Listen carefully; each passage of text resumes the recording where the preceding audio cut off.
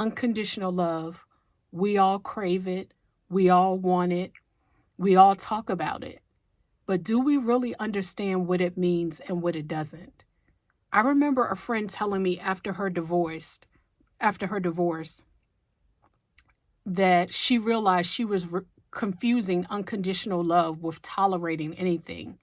That conversation changed how I saw love forever. Today, we're diving deep into what unconditional love actually is and how to give it and receive it in a way that's healthy and not harmful. What unconditional love really means. Unconditional love equals love without conditions for worthiness, but it doesn't mean tolerating abuse or staying where you're unloved.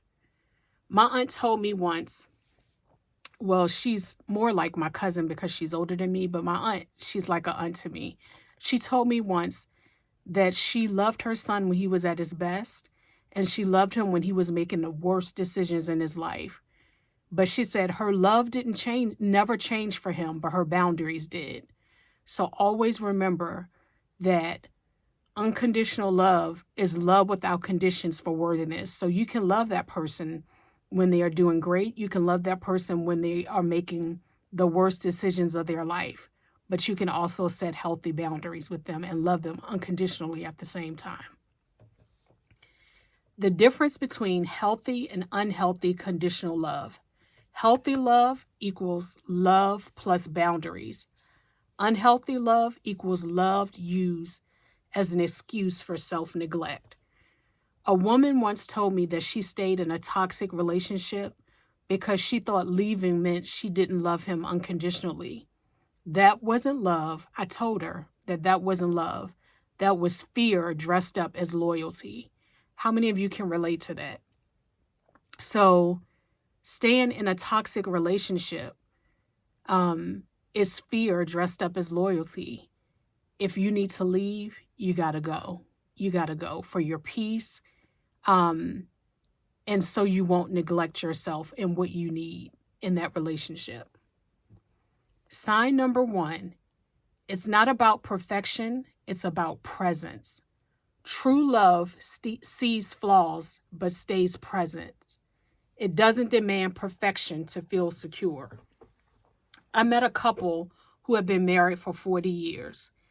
The wife laughed and said, "Look, he still can't fold fitted sheets, but he never walked away when I was at my worst." And to me, that's love. Love is staying even when things get hard. Like she said, he may not be able to fold a fitted sheet, but he didn't leave when life got messy. That is true love. Sign number 2, love without strings, but with healthy boundaries. Love is free, but access to you should be earned through respect. I remember a mom once told me that she'll always love her son, but when he was struggling with his addiction, she had to say no to giving him money because that was love too. And I remember my grandmother going through the same thing with my dad. My dad was on drugs and alcohol most of my life, and she struggled with that. She struggled, and she had to find the balance because she realized, oh, every time I give him money, I am feeding this addiction. I am feeding this bad habit. I am feeding this thing. And it's not good for him or me.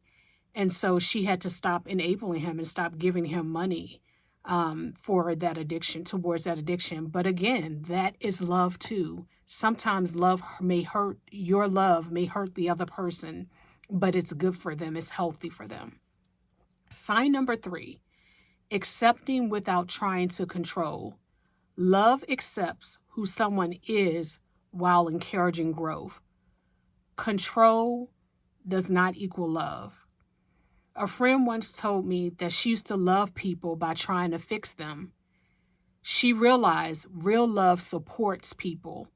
It doesn't control them. How many of you can relate to that? And you mean it in the best way. You want to try to fix somebody because you see something in their life that's hurting them or not serving them. So in your mind, you're like, okay, if I can fix this for them, it'll make it better. But that's not real love, that's control. Sign number 4, forgiveness without keeping score. Woo, y'all, this is a good one. Forgiveness without keeping score. Unconditional love forgives, but doesn't ignore patterns. My grandfather told me once, your grandmother forgave me for things I said when I was angry, but she also made sure I learned and not to repeat them. That's forgiveness with wisdom. So you can forgive somebody for, being angry and saying things out of anger, or for talking to you in a certain way, or whatever it is that you're forgiving them for. But you also make sure that they learn, hey, don't keep repeating that, because, that's forgiveness with wisdom. You have to have wisdom when you forgive somebody. And just because you forgive someone doesn't mean that you have to let them back in your personal space either. You can forgive them and still set up that boundary, have that distance for your own peace, to protect your own peace. Sign number 5, supporting growth and not stagnation. Real love cheers on your evolution, not your comfort zone. A friend said that her husband encouraged her to go back to school after 20 years. She said, he didn't just love me where I was, he loved me towards where I could be. Real love cheers on your evolution. So that looks like a person being in your corner and having your back. So if you say, hey, like, I want to pivot from this career and I want to move on to another career, that your partner or your spouse will say, you know what, like, I support that. Go for it. Do it. And that's the person loving you for where you want to be, where you could be, and sticking with you through all of your pivots. I love that. Don't you guys love that? Like, that makes you feel supported and loved. That's unconditional love right there. Sign number 6, choosing love when it's hard.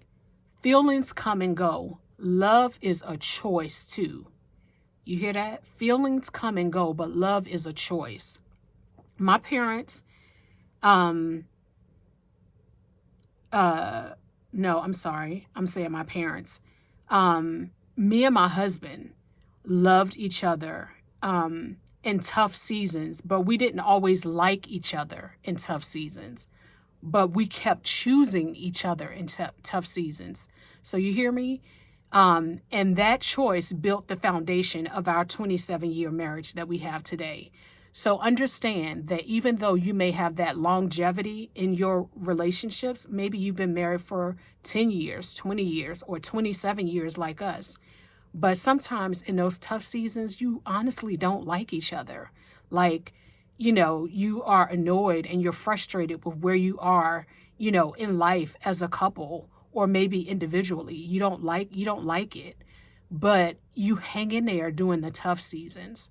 And I also tell people too, like, in addition to that, hanging in through tough seasons, and you may not like each other, but at the core, I know this is going to sound contradictory, but at the core, you really do like each other. You just don't like the situation that you're in because it's tough.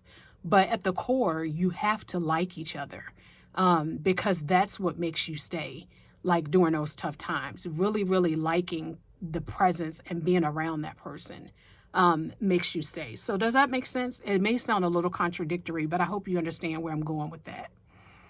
And then remembering that the real life practices that build unconditional love. And those real life practices are active listening, honest communication, loving without silent ultimatums, setting boundaries to protect the relationship's health.